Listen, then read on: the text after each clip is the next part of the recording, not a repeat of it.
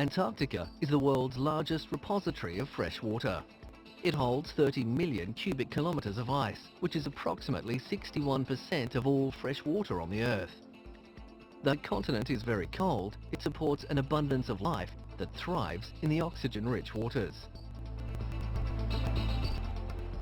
But Antarctica has a series of valleys just west of McMurdo Sound that are frozen deserts.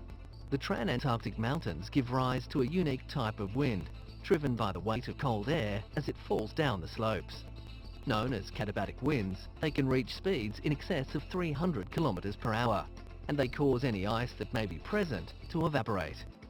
Both geologists and biologists find the valleys extremely interesting. Nothing but photosynthetic bacteria that actually live inside the rocks are able to survive here, and very ancient rock layers are right at the surface. The scree that litters the valley floors was generated during the last ice age in a reverse glaciation process. The volume of ice in the nearby Ross Sea was so great that it forced its way inland along the valleys.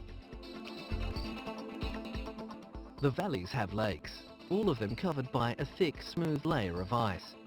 At its bottom, Lake Vanda has water that is 3 times more salty than the ocean, yet its upper 50 meters is pure. Antarctica is becoming a focal point for studies into the Earth's climatic system. The vast ice sheet is a driver of the ocean's currents, and most of the planet's rising sea levels comes from melting ice in the southern polar region.